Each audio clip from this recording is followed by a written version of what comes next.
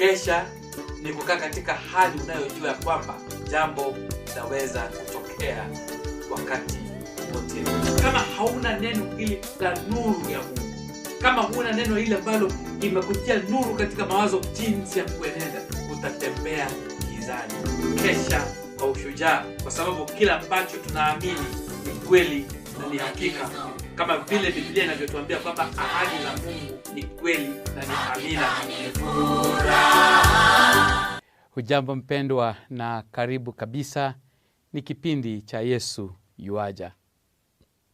Siku ya leo nasikia furaha, nasikia kuchangamka ninapotia alama maalum juu ya tumaini letu la kurudi kwa Bwana wetu Yesu Kristo, hasa kunyakuliwa kwa wale wanaoliamini jina lake. Pamoja na mafundisho kadha wa kadha ambazo tutarajia kuangalia kwa siku za usoni, jambo hili la kunyakuliwa ama kufufuliwa ama kuinuliwa na kupelekwa mbinguni si jambo geni. Ili tutie imani katika mafundisho yetu na katika somo letu, nitaangalia mifano mitatu ya wale walionyakuliwa ama walioinuliwa. Katika kitabu cha Mwanzo sura ya 5 mstari wa 24, tunasoma juu ya mtu mmoja anayeitwa Henoko. Enoch, tunasikia katika maisha yake alimpendeza Mungu, na kilicho cha muhimu sana ama kizito zaidi ni kwamba alitembea na Mungu. Mtu kutembea na Mungu latuonyesha kwamba katika maisha yake, katika mwenendo wake, katika tabia zake, alikuwa na uhusiano wa kila siku, kila wakati na Mungu, na alimpendeza Mungu. Ukijaribu kuangalia ni vitu gani vinavyompendeza Mungu, kwanza ni imani yetu inampendeza Mungu, kumwamini Mungu, kumwamini ya kwamba yupo. Bila shaka Enoka alitokea vizazi kadhaa baada ya Adam na Hawa. Ingawa Adam na Hawa waliasi na hatujui walimfuata yule adui wa Mungu, kwa hivyo tunaonyesha ya kwamba kumbe hata wakati huo Adam akitokea, adui aliye kinyume na Mungu alikuwepo. Na wale waliotangulia Enoko, wale waliozaliwa baada ya Adam na Hawa, wengi wao walichagua kwenda njia mbadala, njia tofauti, njia ya kuasi Mungu. Ndiposa Enoko anapata hapa sifa njema ya kwamba alitembea pamoja na Mungu katika maisha yake. Alikuwa na imani juu huyu Mungu wa kweli aliyeziumba mbingu na nchi. Akafuata maadili yake yote. Alimwabudu kwa sadaka na dhabihu. Alifundisha wengine kumpenda na kumfuata njia zake huyu Mungu. Na katika kitabu hiki cha Mwanzo, sura hii ambapo tumesoma ya kwamba Mungu alipendezwa na Enoko, na Mungu akaamua kumhamisha tu Enoko atoke duniani na kwenda mbinguni kukaa pamoja na yeye. Nirudie somo hili tena ya kwamba Biblia inasema kwamba Enoko akaenda pamoja na Mungu baada ya kumzaa Methusela miaka 300, akazaa wana waume na wake. Siku zote za Enoko ni miaka 365. Henoko akaenda pamoja na Mungu, naye akatoweka, kwa maana Mungu alimtwaa. Hapa ni moja ya sura na aya ya kwanza ya Biblia ambapo mtu ananyakuliwa na kutwaliwa na Mungu, kuthibitisha neno la ufufuo. Ninaamini kwamba kutembea kwa Henoko, kumpenda, kumheshimu, kumtumikia Mungu katika maisha yake, ni kwa sababu alijua ya kwamba siku zake zikiisha hapa duniani ataenda kukaa na Mungu katika miaka yake yote ya milele. Ndiposa katika safari yake na katika mwenendo wake alimpendeza Mungu. Naye Mungu akaona kwamba hatakaa hapa duniani miaka yake yote, akampendeza Mungu na Mungu akamchukua yeye. Ni jambo la kufurahisha kwamba watu wakimpendeza Mungu, Mungu huwachukua.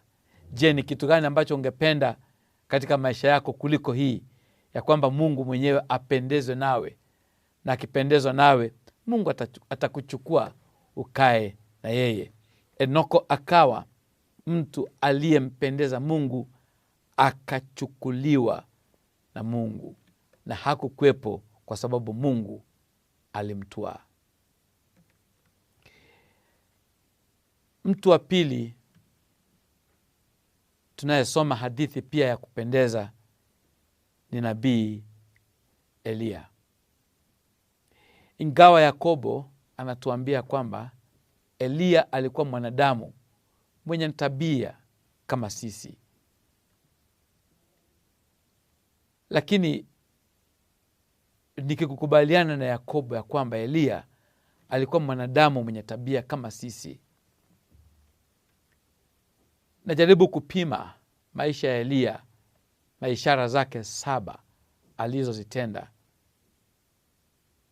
imani yake aliyofanya katikati ya ulimwengu ya watu ambao walikuwa wameharibika na kuabudu miungu za kigeni.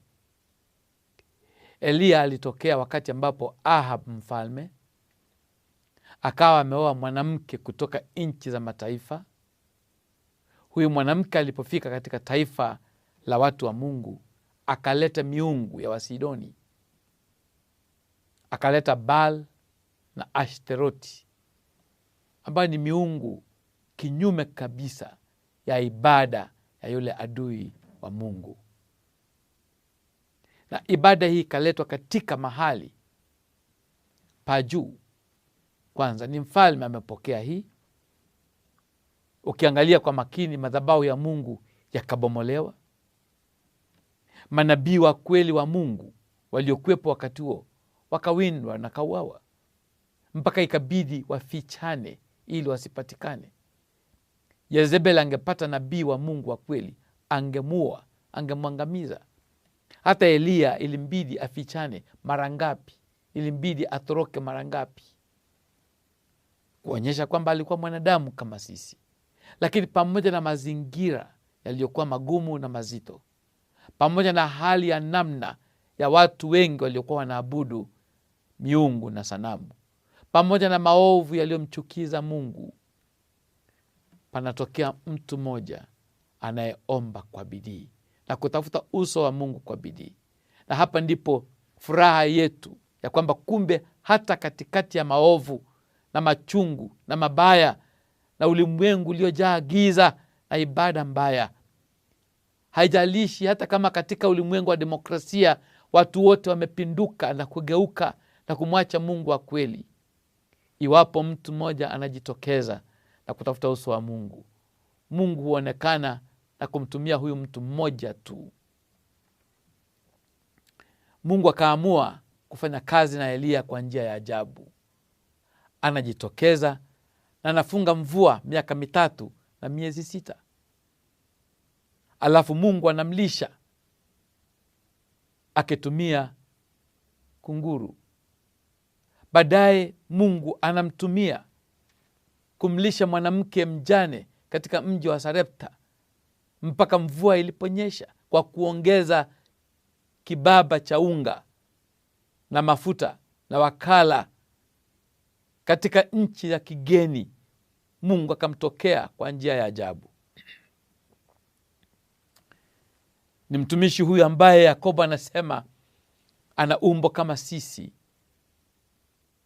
Akampeleka mfalme mpaka mlima Karmeli, na kwa njia ya ajabu akadhibitisha kwa wale wanaoabudu miungu ya kwamba miungu yao hayana nguvu ya kujibu. Alipoita moto kutoka mbinguni, na moto ulishuka na ukachoma dhabihu pamoja na mawe na kila kitu kwa njia ya ajabu sana. huyu mtu aliyefanya mambo kama hayo, baadaye walikuwa wanamwinda ili wampate kumshika, aliita moto kutoka mbinguni ikawaramba wale waliokuwa maadui waliomtafuta yeye. Kwa sababu gani? Mungu alikuwa kwa upande wake. Kwa hivyo Mungu akiwa upande wetu, ni nani aliye kinyume na sisi? Haijalishi hata kama manabii ni 850 kama ilivyokuwepo. Mungu aliposhuka na kuthibitisha kwa kuchoma dhabihu aliyoandaa mtumishi wake Eliya, mahali ambapo dhabihu ya manabii wa uongo walishindwa, wakaanguka fofofo kifudifudi, wakathibitishiwa ya kwamba wanaabudu kisichoweza kujibu maombi. Mtumishi wa Bwana akaonyesha utukufu wa Jehova, na alipopendeza Mungu kwa imani yake na kutembea pamoja na Mungu hivyo, ingawa alisikia kuchoka Jezebel alipozidi kumwinda, hata baada ya kuthibitisha kwamba Mungu wa kweli ni Mungu huyu aliyejibu Eliya kwa moto, Jezebel hakukubali, kuonyesha kwamba adui wa Mungu hata akishindwa hawezi kukubali ya kwamba ameshindwa.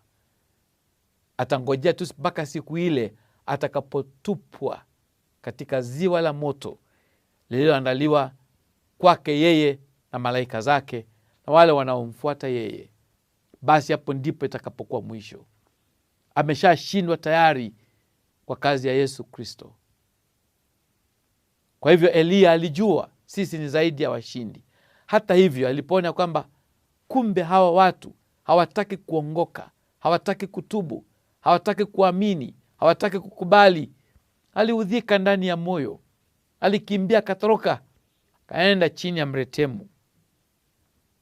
Roho wa Bwana akamtokea, akamwambia kwamba sasa uandae mtu atakayekuwa nabii badala yako, ambaye ni Elisha. Eliya alitii, akaenda akampaka Elisha awe nabii badala yake. Na baada ya hiyo Roho wa Bwana alianza kuandaa yeye kwa ajili ya kunyakuliwa. Biblia inatuambia katika Wafalme wa Pili 2:11 ya kwamba ikawa walipokuwa wakielekea mbele na kuongea na mtumishi Elisha, wanaendelea wakiongea, akimwambia kwamba sasa mimi nitaondoka. Angalia kwa makini ya kwamba umpende Mungu. Angalia, mimi nitaondoka. Dumu katika nyayo zangu za kuomba kwa imani. Angalia, mimi naondoka. Usitupe imani, usitupe ujasiri ambao tumepokea. Biblia inasema kwamba wakiwa wanaongea, akimshauri Elisha katika safari yao vizuri, baada ya kuvuka mto Jordan, baada ya kupasua maji ya Jordan kwa njia ya ajabu, Elisha bado anashangaa wakitembea na huyu mtumishi wa Mungu. Hiyo ilikuwa miujiza ya ajabu ya mwisho Eliya alipofanya, akapasua maji ya Jordan. Na bado utamu wa miujiza. Unajua kuna utamu wa miujiza wakati ambapo Mungu anapotembea na watu wake, kuna utamu wa miujiza. Hata katika maisha ya Eliya kuna utamu wa majibu ya maombi. Na kumbe walipokuwa wakiendelea wakiongea na maneno matamu, Elisha akawa anajengwa na kutayarishwa kwa ajili ya kuwa nabii badala ya Eliya. Kumbe ghafla, tazama, kukatokea gari la moto na farasi wa moto. Wakiangalia namna hii, wakishangaa ni kitu gani kimetendeka, kukatokea jambo la ajabu. Wakatenganishwa. Moto na farasi wa moto waliposhuka kutoka mbinguni, wakamtenganisha Elisha na Eliya. Wakatenganishwa, wakatengana, wakawa separated, kiasi kwamba hata kama Elisha angetaka jambo kutoka kwa Eliya asingeweza. Ujue vizuri ya kwamba katika maongeo yao alikuwa ameomba Eliya ya kwamba tafadhali, mtumishi wa Mungu, unaondoka sasa. Eliya akamwambia, basi mimi nitaondoka, uombe chochote ambacho unataka. Elisha akaomba kwamba nataka upako ulio juu yako inikalie mara 2. Na hiyo ilikuwa maombi mazuri sana. Akamwambia ukiniangalia nikienda basi utaipata. So ghafla kama mambo hayo ya kuagana bado yanaendelea, ghafla wanatenganishwa. Na walipotenganishwa namna hii, moto wa kutoka mbinguni ulimchukua Eliya ukamwacha Elisha. Mbingu ni namna hiyo. Hebu kumbuka Enoko kwa kutembea na Mungu. Alikuwa na watoto, alikuwa na watu wengi, hata mke. Alikuwa hata na mke. Lakini atuambiwa kwamba mke alienda na Mungu. Tunaambiwa ni Enoko alienda na Mungu. Hapa pia tunaona kwamba mbingu iliposhuka ilimtenganisha Elisha na Eliya. Na Eliya akachukuliwa. Kwa sababu target ya mbinguni ya kunyakua ilikuwa kumnyakua Eliya. Hata ingawa walikuwa marafiki, hata ingawa walitembea kama wajoli, hata ingawa Mungu alikuwa amemchagua Elisha achukue mahali pa Eliya, mwisho wa Elisha aliaga dunia na alizikwa. Na akawekwa katika kaburi la kuzika watu wengi, kama vile tutaangalia kwa kipindi jinsi Wayahudi walikuwa wanazoea kutengeneza kaburi ambalo ni pango na walizika watu wengi.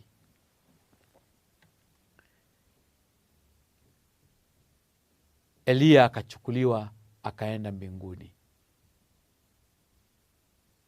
Naye Elisha akaingia ndani ya kaburi baadaye na alikaa huko kwa muda.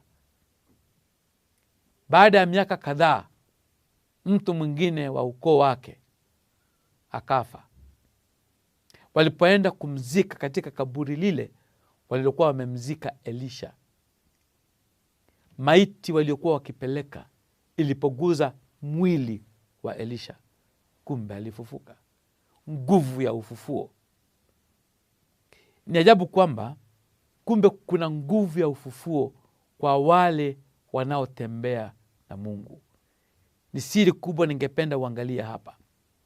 Ingawa Elisha baada ya kuwa rafiki ya Eliya, baada ya kufanya miujiza 13 na akaenda akaingia ndani ya kaburi, ama ndani ya pango hilo ndio kaburi, ikawa imebaki muujiza mmoja ikuwe 14 alivyoomba. Ishara za Eliya ilikuwa 7.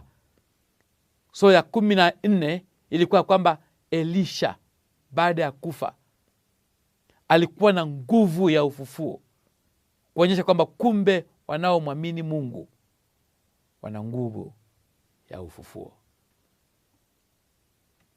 Mtu aliyekuwa amekufa alipoguza mifupa ya Elisha, kumbe naye akafufuliwa na akarudi akiwa hai.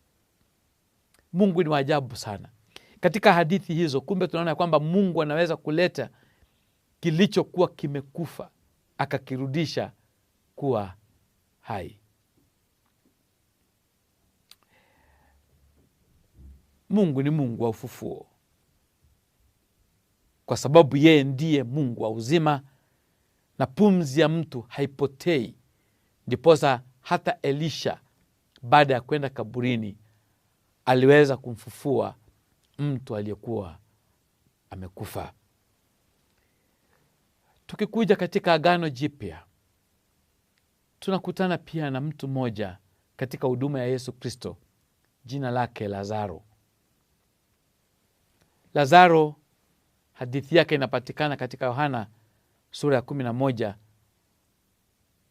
Akawa ana dada wawili, Martha na Maria. Kitu cha ajabu cha jamii hii ya hawa watu watatu, hatujui wazazi wao walikuwa wapi. Labda walishaaga ama walienda kuishi Bethania peke yao kwa biashara na kazi zao ambazo walifanya. Kama tunaweza kuangalia hapo mbele ya kwamba Maria alikuwa na biashara ya ukahaba, ndivyo ilivyokuwa maisha yake.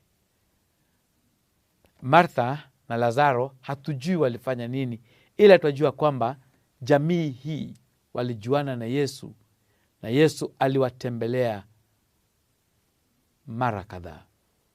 Mfano mmoja ni katika Luka sura ya 10 mstari wa 38, ambapo Yesu aliwatembelea na Martha aliandaa chakula na Maria alibaki miguuni pa Yesu akisikiliza.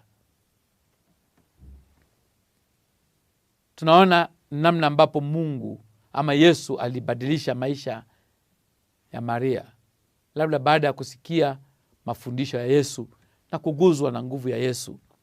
Akajua siku moja kwamba Bwana Yesu anamtembelea Simoni, mtu mmoja ambaye anaitwa Simon, si mwanafunzi, na alikuwa amealikwa kwa chakula cha jioni kwa nyumba ya Simon. Bila shaka Simon hakuwa mbali hapo. Walijuana wote, walijua hata tabia ya Maria ya kwamba hakuishi maisha mazuri, licha ya kwamba alikuwa na pesa nyingi kutoka kwa biashara yake ya ukahaba.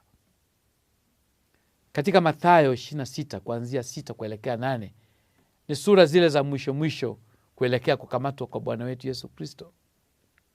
Maria akaenda miguuni pale pa Yesu na kutubu dhambi zake na kulia machozi miguuni pa Yesu na kuchukua nywele yake na kupanguza miguu pa Yesu, kuonyesha unyenyekevu wa hali ya juu, kuguza miguu ya Yesu na kuomba msamaha. Na Yesu alimtangazia kusamehewa kwake. Kwa hivyo tunaona jamii hii, Martha mwenye kutengeneza chakula, Lazaro rafiki ya Yesu, Maria aliyetubu miguuni pa Yesu, na Yesu alikuwa akiwatembelea kila mara baada ya kutubu. Yohana 11 hiyo mstari wa 5 nasikia maneno mazuri matamu ya kwamba Yesu aliwapenda. Kwa hivyo walipendana, walikuwa marafiki. Jambo lingine la ajabu ni kwamba ukisoma hapo, baada ya kilichotokea kwa ndugu yake ambao tutaangalia baada ya muda kidogo, Yesu alipokuja kuongea na wao, yathibitisha kwamba Martha na Maria walijua maandiko. Walijua kwamba Yesu ndiye ufufuo ama atawafufua siku za mwisho. Walijua kwamba kuna ufufuo siku za mwisho. There is resurrection. Na hiyo ni doctrine nzuri ya kwamba maisha haishi hapa duniani, kuna ufufuo. So mapongezi kwa Martha na Maria, walijua maandiko. Na walijua kwamba Yesu ni nani. Na walijua kwamba Yesu ndiye mwenye atawafufua siku ya mwisho. Na kwa njia hii waliamini Yesu basi, ya kwamba ni Masihi. Waliamini alichokifundisha Yesu. Walijua maandiko. Na maandiko haya walipata wapi? Ndio maana yake Maria alikaa miguuni pa Yesu akifundishwa, akapata doctrine ya Kristo. Ili nisipotee katika msitu mkubwa wa maneno mazuri na matamu kama hii, tunaangalia kwamba kumbe Martha na Maria na Lazaro walijuana na Yesu. Yesu aliwatembelea kila wakati. Kwa hivyo walikuwa marafiki, walipendana na Yesu. Walijua maandiko na walijua Yesu ni nani. Walijua Yesu ni Kristo. Katika alama hizo, Yesu akaamua kulitumia uhusiano huo wa mambo hayo manne. Nirudie tena, walijuana na Yesu. Kwa hivyo walikuwa marafiki kwa kujuana na Yesu.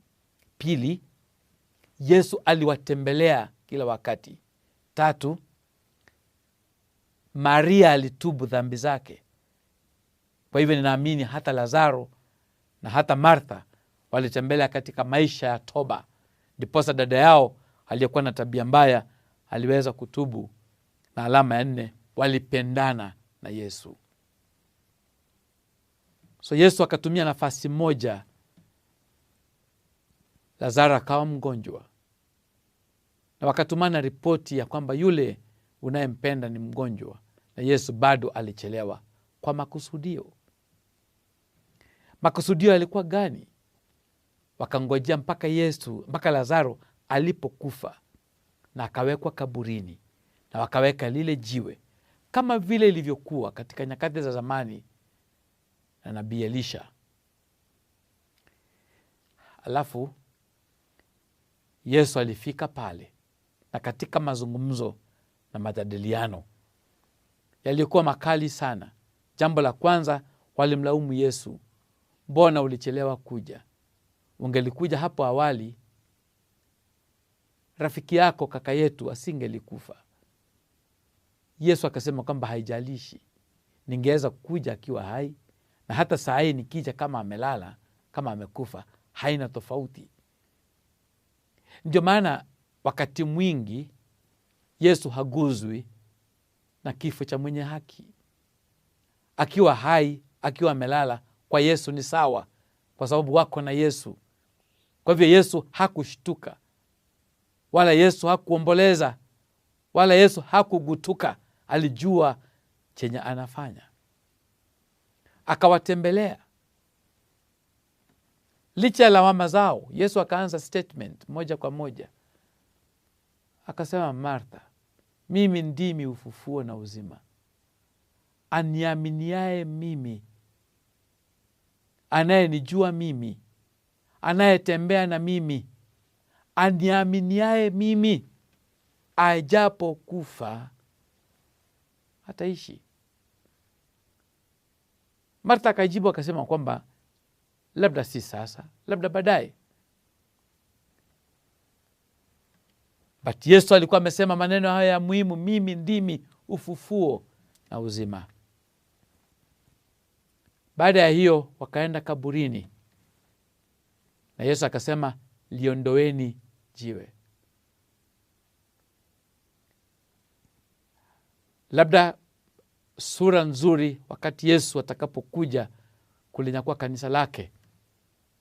Tunasikia kwamba malaika atatangaza, atapiga tarumbeta, na kipambaza cha mauti, kipambaza cha usingizi ambacho kitakuwa kimefunga watu waliomwamini Yesu, ni kama jiwe litaondolewa. Imani ambao watu wamemwamini Yesu ni kama jiwe limeondolewa. Atakapokuja kutoka mbinguni na sauti ya malaika, kama vile Biblia inavyotuambia, baragumu itakapolia siku ya mwisho, ni kama wakati huu ambapo Yesu kwanza alisema, liondoeni jiwe. Na baada ya jiwe kuondolewa, katika kaburi alimolazwa Lazaro, kulikuwa na watu wengi katika kaburi lile moja. Wote walikuwa wamelala pamoja katika kaburi moja, na Yesu amesimama hapo nje akiwa na nguvu ya ufufuo na uzima. Lakini tazama, aliita mtu mmoja, waliokuwa wamejuana, waliokuwa wamefanya urafiki, waliotembeleana, walikuwa na imani pamoja. Akamwita Lazaro, toka, na Lazaro akatoka kaburini.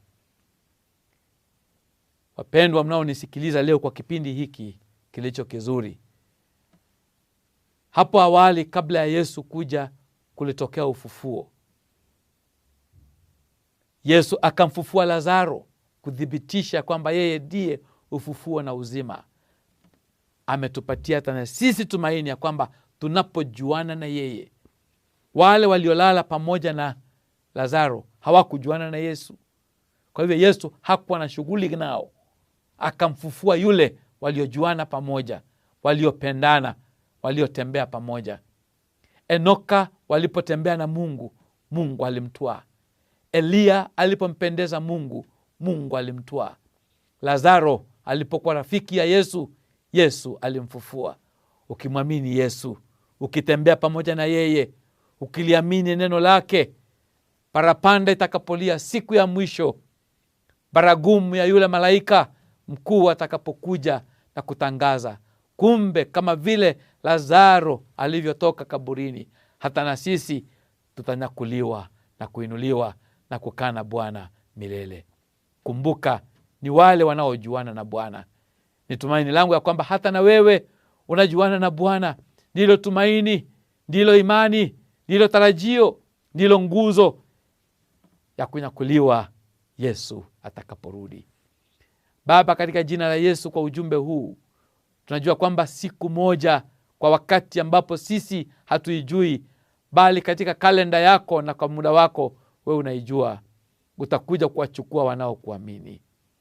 Ninaomba kwa ajili ya msikilizaji wangu pamoja nami Bwana, ya kwamba kama vile ilivyotendeka kwa wale waliotembea kwa imani pamoja na wewe Mungu, utujalie imani hiyo, wokovu huo, utakatifu huo, ambapo hakuna mtu atakayekuona bila kuwa nayo, ili siku hiyo itakapofika tupate kuwa nafasi ya tayari kama waliotutangulia, kwa jina la Yesu aliye Bwana na Mwokozi wetu. Amen. Mungu akubariki.